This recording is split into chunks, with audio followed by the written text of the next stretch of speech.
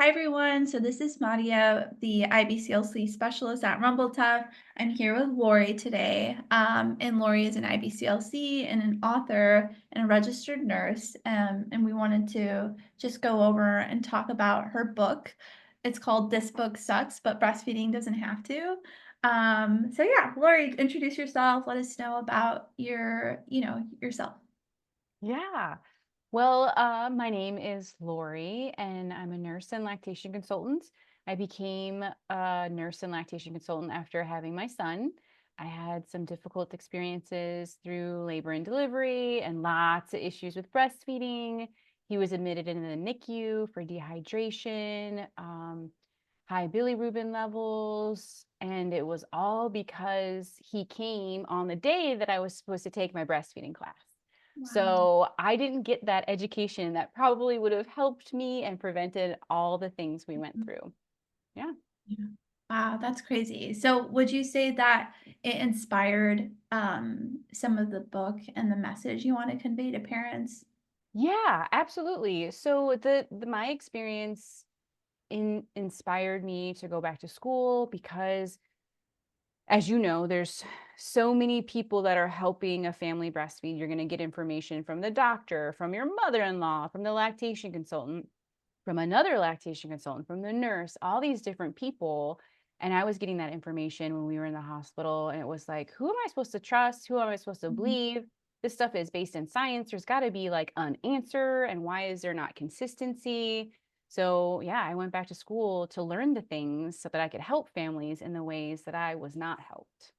That's crazy. Yeah, that's amazing. I feel like most IBCLC's own personal history inspires and like brings so much passion to like their work as a lactation consultant because it's so personal to something they struggled with or their experiences. So that's amazing. Um, So I wanted to ask you, can you share the story behind the title? Because it's so funny and so silly, and at the same time, it's like makes you feel like warm because you're just like, oh yeah, so this is just like a very real version of like what to expect, right? Yeah. Well, the title is This Book Sucks, Feeding Your Baby Shouldn't. So there's just a lot of irony in that, right? Like we have the experiences of feeding our babies, and sometimes it doesn't go the way we want, and it sucks and it's stressful, right? So we're just making a play on words and a joke that the book sucked, feeding your baby won't, right? And there's a lot of irony in it, right? The cover has a bunch of breasts, boobs, boob tattoos all over it, right? And the word sucks, right? So it was just kind of a silly, funny thing to shout out to the readers that this book was going to be light but educational, right? Funny but helpful. Mhm. That's awesome. Yeah, I feel like it has like a nice playful energy of like making breastfeeding more relatable and just like making it more like less stressful because it's just like, well, this is kind of what to expect. So it's really cool. I wanted to also ask you, how did you manage balancing your work and your personal life while writing the book? Because I know you're also an IBCLC and you're a mom. And so, like, how did all of this kind of come into play? Like, what was like your inspiration and able to get this done? Yeah, there was no work-life balance for sure. If anybody knows how to do that, let me know. That is just a complicated thing, and I think it's something that really doesn't exist. It'd be nice if it would. We were just both so motivated. The illustrator, the artist, Ashley Bradley, is a very good friend of mine, and we were just both motivated, and it went so perfectly. I would have an idea, she would get excited, she would have an idea, I would get excited. I don't think there was ever a time where I was like, I don't like that idea. She never was like, I don't like that idea. It was just like perfect and magical. So it was very exciting to work on. So it didn't feel like stressful or chaotic. We did it ourselves. So we had our own deadlines. We made our own, like, we want to be done at this point for this area and here and here. And yeah, and working and mommying and all those things. I think when you are passionate about something and you want to help people, it doesn't feel like work, Mhm. right? You're a Yeah. lactation consultant, right? It doesn't feel like work. We just kind of Mhm. love our job. The Yeah. charting part feels like work, but the rest Yeah. of it. That part we can deal with Yeah. without it. Yeah. Yeah. Oh, that sounds awesome. Yeah, it seems like a fun project, and Mhm. especially not having, like, deadlines, so you control a lot of, like, the aspect of creating it. And then I wanted to ask you, like, who would be your ideal reader? Like, would it be, like, a first-time mom, like, maybe a mom who's seasoned, or, like, or even people who are not parents, like, who would be, like, a great person, that would really gain a lot from reading the book? Yeah, anybody who is milk feeding or supporting someone who is milk feeding, the idea was to make it really just clean and simple and basic and easy. Um, so the idea of maybe like a fun baby shower gift, right? Mhm. A fun gift for a partner to help support the person that will be breastfeeding. Um, Anybody, first time parent, single parent, experienced parent. The goal was to make it very, just very easy. In fact, Mhm. as we were going through this, one of our first pages that we worked on was all about hand expression and colostrum collection. And I would send the information to Ashley, and she called me up and she's like, I don't understand how this Mhm. works. And I explained it, and she's like, I still don't understand how it works. It's not making sense. And I was like, well, you haven't breastfed, that's why.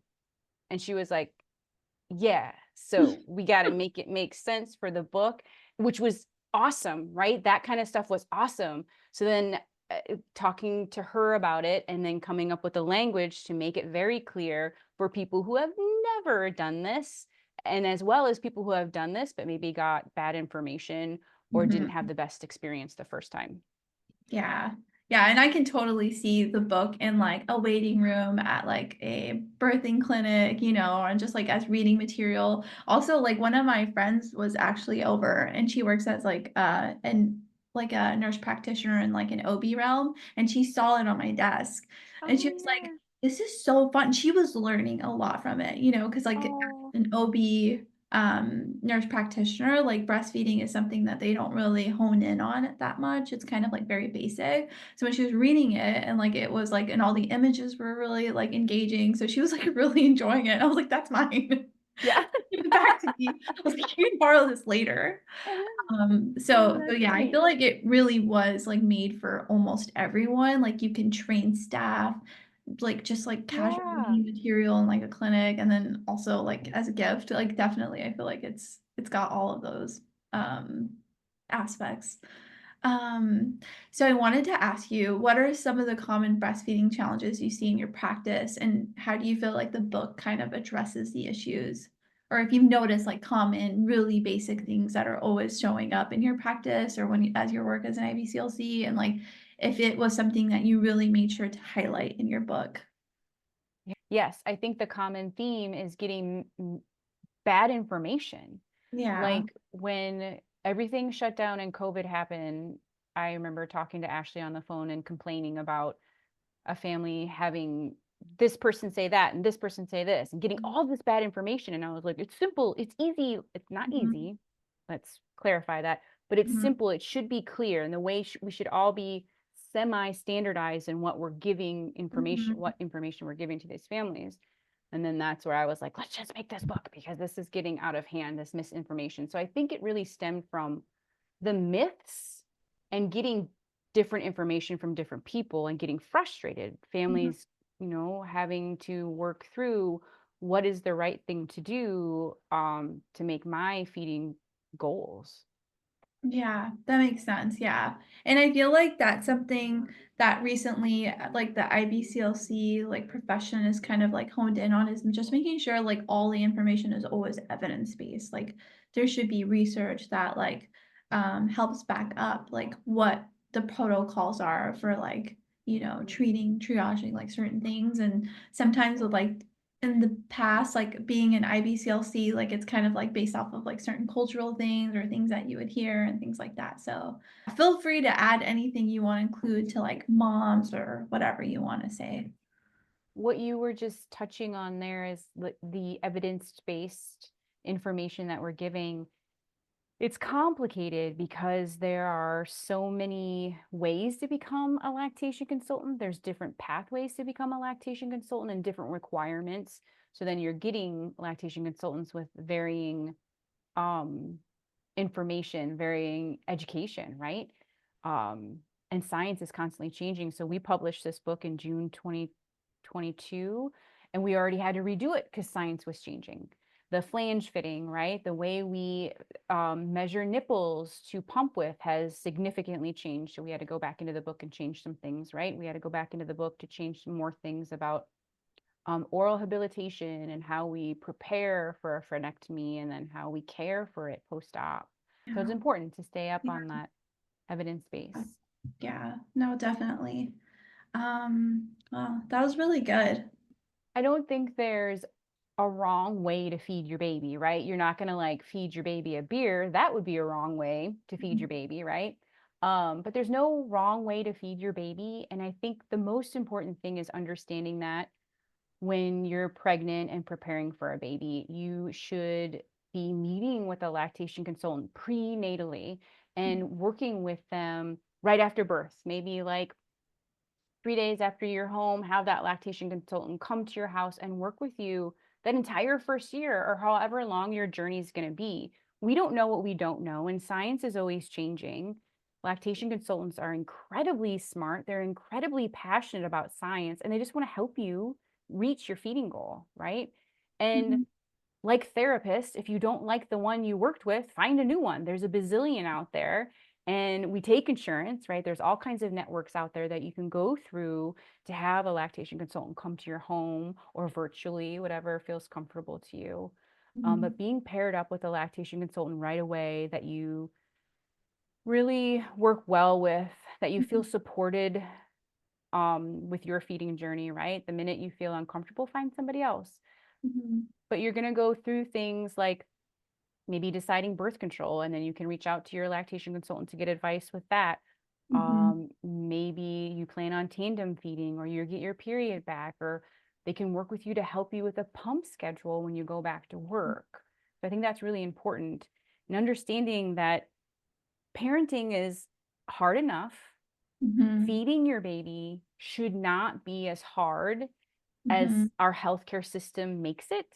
Mhm. So if you have a family member that has a heart issue, a heart condition, you would send them to a cardiologist, right? Mhm. So if you have issues with breastfeeding, you need to go to that specialist, which is going to be that IBCLC.